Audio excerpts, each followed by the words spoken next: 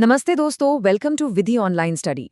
भाइयों एवं बहनों, अगर आप चैनल को लाइक, शेयर और सब्सक्राइब करते हैं तो हमें मोटिवेशन मिलता है कि हम और अच्छे से अच्छे टॉपिक्स आपके लिए लेकर आएं। आज हम हिंदी व्याकरण के एक बहुत ही जरूरी टॉपिक कारक को समझने वाले हैं। ये ने, को, से जैसे शब्द वाक्यों में इतनी बड़ी भूमिका कैसे निभाते हैं।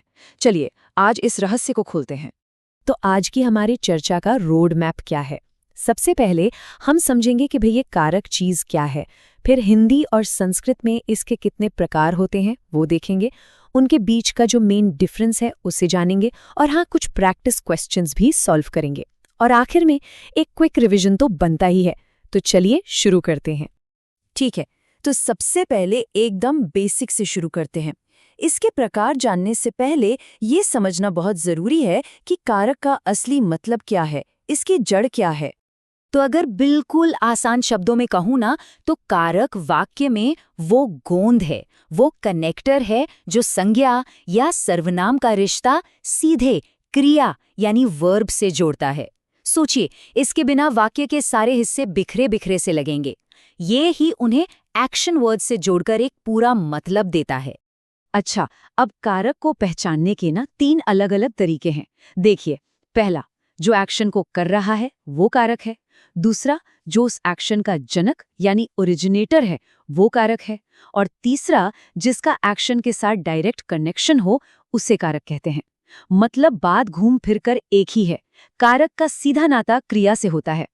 चलिए अब आते हैं मुद्दे की बात पर। देखते हैं कि हिंदी व्याकरण में कारक कितने तरह के होते हैं और उनको पहचानने के लिए कौन से चिन्ह या निशान होते हैं। तो हिंदी में कुल 8 कारक हैं। जी हाँ, 8। कर्ता का चिन्ह है ने, कर्म का है को, करण का से या के द्वारा, मतलब जिसकी मदद से काम हो, संप्रदान का को या के लिए, जब किसी के लिए कुछ किया जाए। अब आता है अपादान। इसका चिन्ह भी से है, पर ये अलगाव यानी सेपरेशन दिखाता है। ये बहुत इंटरेस्टिंग है, इस पर हम आगे बात करेंगे। फिर संबंध है का, की, के। अधिकरण का में, पर, जो जगह बताता है। और आखिर में संबोधन, हे अरे, जिससे किसी को बुलाते हैं। अब एक बहुत ही जरूरी बात। हिंदी में तो 8 कारक हैं, पर संस्कृत जहां से हिंदी आई है वहां सिर्फ 6 कारक ही माने जाते हैं। ये एक ऐसा पॉइंट है जहां अक्सर लोग कंफ्यूज हो जाते हैं, तो इस पर जरा खास ध्यान दीजिएगा। ये देखिए, संस्कृत में कर्ता, कर्म, करण, संप्रदान, अपादान और अधिकरण, बस इन्हीं 6 को असली कारक माना जाता है। संस्कृत व्याकरण के हिसाब से संबंध और संबोधन को कारक नहीं गिना जाता। क्यों? क्योंकि उनका मानना है कि इनका क्रिया से सीधा सीधा कोई लेना देना नहीं है। तो चलिए अब इस डिफरेंस को और साफ साफ समझते हैं और वो पुराना फॉर्मूला भी देखते हैं जो ये सारी कहानी बताता है।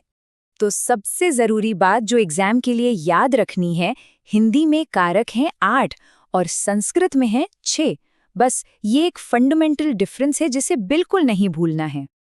और ये रहा इसका सबूत।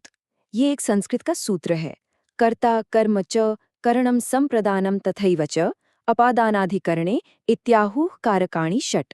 इसका सीधा सा मतलब है कि कर्ता, कर्म, करण, संप्रदान, अपादान और अधिकरण, ये 6 ही कारक कहलाते हैं। बात खत्म। थ्योरी तो बहुत हो गई, अब बारी है प्रैक्टिकल की। चलिए अब देखते हैं कि हमने कितना सीखा है। अपनी नॉलेज को टेस्ट करने का समय आ गया है। पहला सवाल, आसान वाला। वाक्य है, राम ने रावण को बाण से मारा। इस वाक्य में जो से आया है वो कौन सा कारक है? सोचिए जरा। इसका सही जवाब है करण कारक। क्यों भला? क्योंकि यहाँ से का इस्तेमाल बाण के लिए हुआ है, जो मारने का एक साधन यानी इंस्ट्रूमेंट है। जब भी से का मतलब के द्वारा या की मदद से हो तो वो हमेशा करण कारक होता है। अब दूसरा सवाल, ये थोड़ा ट्रिकी है। पेड़ से पत्ता गिरता है, यहाँ भी से का यूज हुआ है, पर क्या ये भी करण कारक है?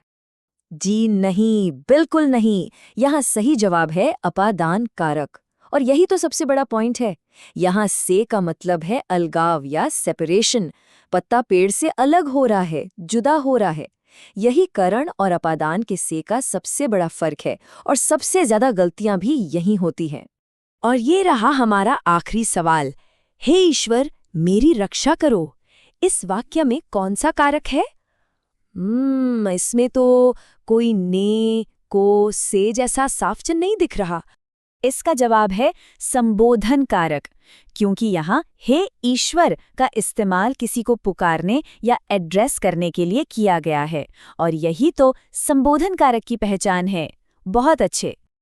चलिए अब फटाफट से इस पूरी चर्चा के जो सबसे जरूरी पॉइंट्स हैं उन्हें एक बार दोहरा लेते हैं ताकि सब कुछ दिमाग में एकदम पक्का हो जाए।